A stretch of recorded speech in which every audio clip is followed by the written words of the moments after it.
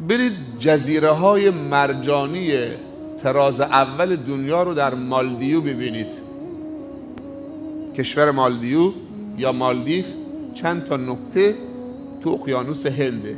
یک کشور 350,000 نفری، همه شافعی مذهبن. رئیس جمهورشون هم فارغ التحصیل دانشگاه الازهره. بزرگترین منبع درآمدشون توریستیه. زیباترین جلوه های هنری خداوند در زیر آب تو این جزیره هست.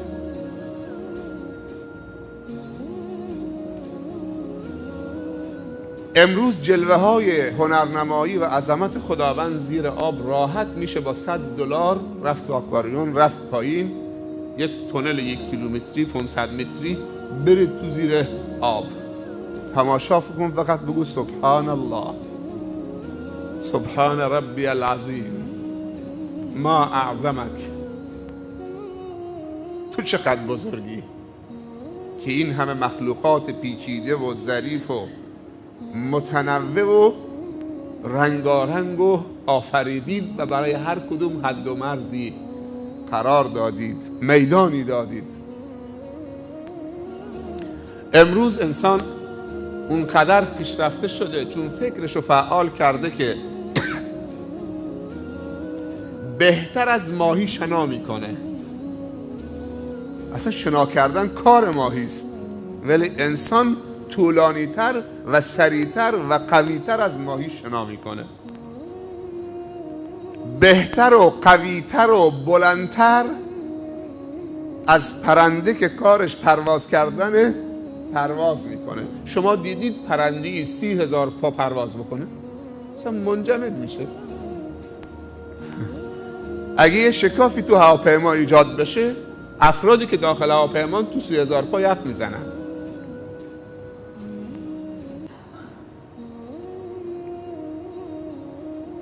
پرنده یه مقداری که رفت، ولی این انسان چیه؟ راه رفتن کرمه ها و مارها رو بهتر از خودشون راه میره. راه رفتن حیوانات تیزرو، دیدن انسان قدرتش حتی از دیدن عقاب و دیدن جغد، میگن جغد در شب 60 کیلومتر میبینه. یه موشی، یک خرگوش وحشی که همرنگ خاکه تکون بخوره اشعه داره زوم میکنه روش،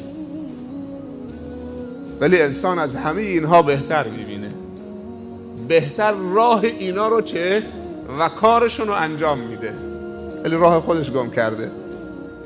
با این وجود نمیگه اشهد ان لا اله الا الله. حالا خیلی دیگه مادر بزرگش رو دوست داشته باشه، ازش خواهش بکنه پسرم بگو اشهد ان لا اله الا الله، میگه باشه به خاطر تو میگم، به خاطر مادر بزرگش که دوست داره نماز بخونه، به خاطر پدر بزرگش. پی میبریم از این قضایا که برای شهاده دادن تنها علمم کافی نیست، بلکه توفیق لازمه. بعد همین بدوی صحرانشین میگه که و السماء ذات ابراج و الارض ذات فجاج و البحار ذات امواج افلا يدل على الواحد القهار. وقتی مدفوع شتر دلالت بر شتر میده، به این سادگی آسمانی با این همه ابراج و منازل، اقیانوس‌هایی با این همه امواج پرتلاطم، زمین با این همه فراز و نشیبهاش و فجاجش، آیا دلالت در واحد قهار نمیده؟ ولی وقتی این فکر تعطیل میشه، پروفسور هم مشروب میخوره، پزشک هم سیگار میکشه،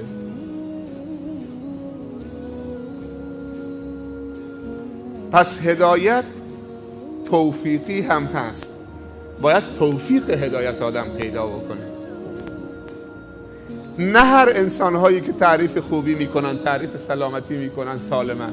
خیلی پزشکا تعریف سلامتی میکنن، سرنگهای سلامتی رو تزریق میکنن به انسانها، ولی خودشون سیگار تو دهنشونه.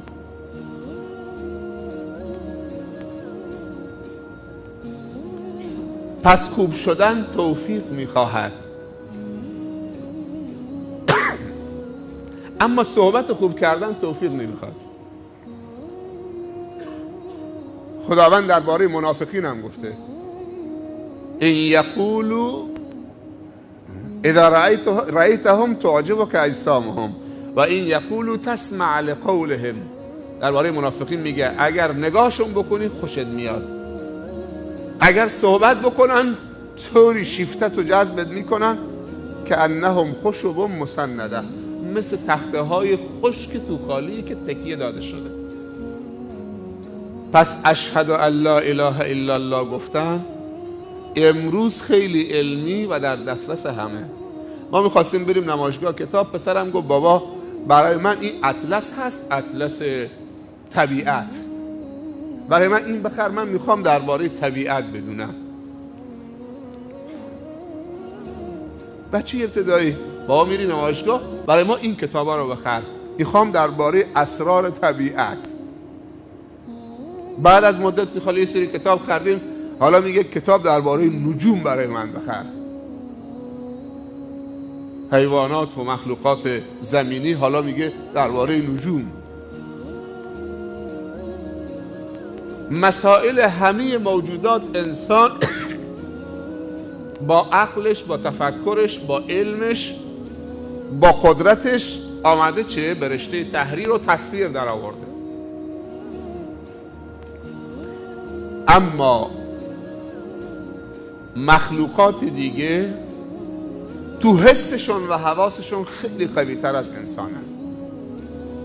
انسان با عقلش همه چی رو مسخر و رام کرده، ولی حس برتر حیوانات دارن. حس بویایی 1,000,000 برابر انسانه.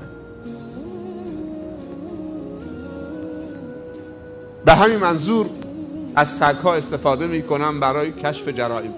بو میکشه، شامش خیلی قوی است. پس انسان با تفکرشه که خلیفه خدا شده و جانشین خدا شده.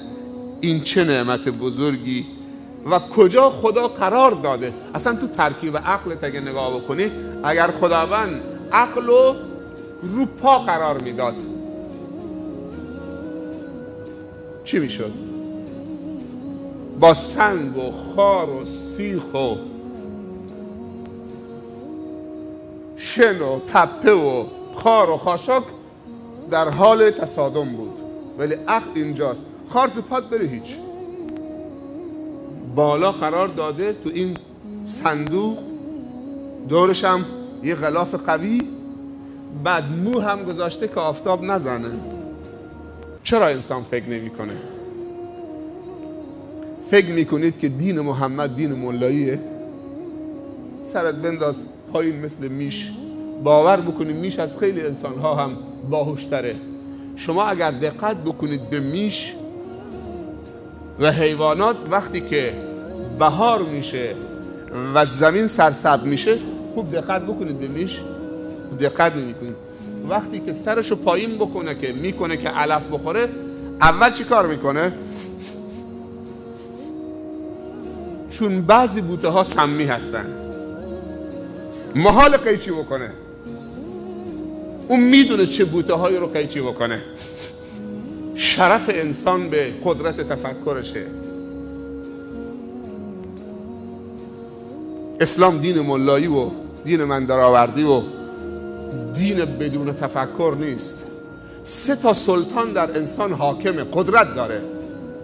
هر انسانی 3 سلطان برش حکومت میکنه. 1 سلطان عاطفه و احساسات. انسان بی عاطفه یعنی هیچ. ولی اگر که زمام انسان دست عاطفش باشه، بدبخت شد. بعد داریم سلطان عقل. حتی اگر زمام انسانم دست عقلش بشه، بدبخت میشه. بعد داریم سلطان شرع و دین. عاطفه ما باید آمیخته به تعقل باشه و تعقل ما باید آمیخته به دین باشه و فوق کل ذی علم علیم. عقل کل اللهه.